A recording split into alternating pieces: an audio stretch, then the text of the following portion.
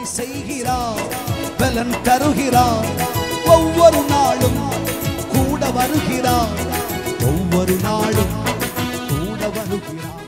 கர்த்தர் நம்மோடு கூட இருந்தால் நாம் எதை செய்தாலும் கர்த்தரை வாக்கியப்படுவார். எத்தனை பேர் விசுவாசிக்கிறீர்கள்? ஹல்லேலூயா.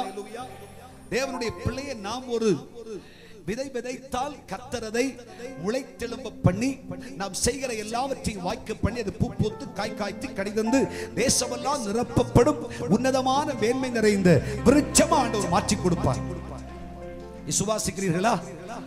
கர்த்தர் நம்மோடு கூட இருந்தால் நாம் செய்யும் தொழில் ஆசீர்வாதமாக இருக்கும். கர்த்தர் நம்மோடு கூட இருந்தால் தேவனுடைய பிள்ளையே நாம் செய்கிற வியாபாரம் ஆசீர்வதிக்கப்படும். நீ செய்வது வாக்கியம்.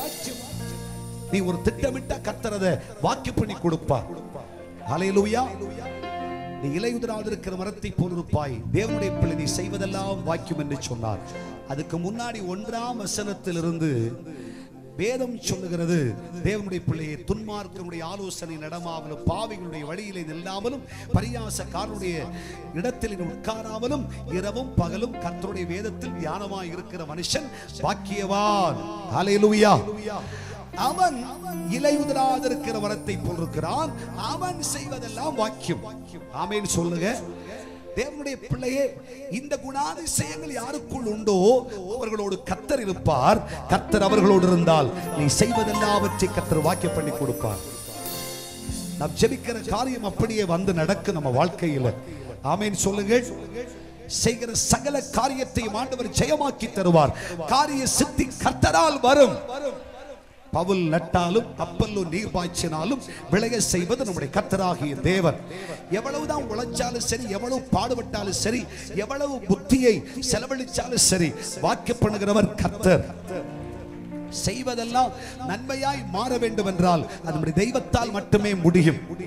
இன்றைக்கு நம்முடைய முழு பிரயாசத்தை கொடுத்து பார்க்கிறோம். தமிழை சொன்னா முயற்சி முக்கா பங்கு இறை பங்கு காப்பங்கு சொன்ன நான் என்ன சொல்றேன்னா, முயற்சின்ற இடத்துல நம்முடைய காப்பங்கு இருந்தா போதும், மீதி முழு பகுதியும் கர்த்தராகிய தேவன் ஏற்றுக்கொள்ள வேண்டும். எவ்வளவோ உழைச்சு பார்க்கிறோம், பலன் இல்லை. என்னென்னமோ மண்டையை போட்டு கசக்கி பார்க்கிறோம், என்னென்னமோ தொட்டு தொட்டு தொடங்கி பார்க்கிறோம், ஆனா ஒன்றும் நடக்க மாட்டேங்குது. அல்லேலூயா சொல்லுங்க.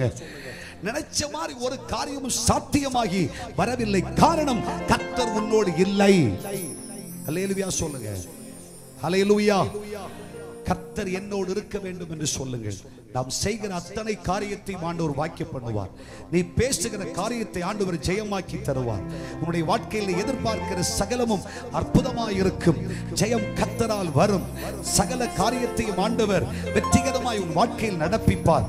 தேவனுடைய பிள்ளைகளை யார் உனக்கு எதிராளியாய் நின்றாலும், இந்த உலகத்தில் உனக்கு எதிராய் நன்மைக்கு எதிராக சத்துருவின் கிரியைகள் எவ்வளவேனும் பெருகினாலும், நமக்கு முன்பாக துட்சண பிரவாகங்கள் வந்தாலும், கரைபுரண்டு ஓடுகிற யோர்தான் வந்தாலும், இவை எல்லாவற்றையும் நீக்கி போட்டு நீ செய்கிற எல்லாவற்றையும் வாக்கியம் பண்ணி கர்த்தராகிய தெய்வம் ஜெயத்தை தரப்போகிறார். நீ எடுத்துக்கொண்ட முடிவு சரியோ தவறோ, உன் இருதயத்தில் நீ குழப்பமடைந்து போயிருக்கிறாய். கர்த்தராகிய தெய்வம் சொல்லுகிறார், கர்த்தர் உன்னோடு கூட இருப்பார் என்றால், நான் உன்னோடு கூட இருந்தால் நீ செய்வது வாக்கியம், நீ எண்ணுகிறது வாக்கியம், உன் இருதயத்தில் எதிர்பார்க்கிற காரியம் நடக்கும்.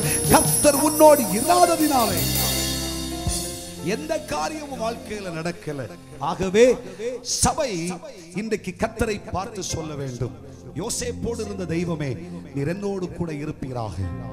ஹல்லேலூயா. உதவி செய்கிறார், பலன் தருகிறார், ஒவ்வொரு நாளும் கூட வருகிறார், ஒவ்வொரு நாளும்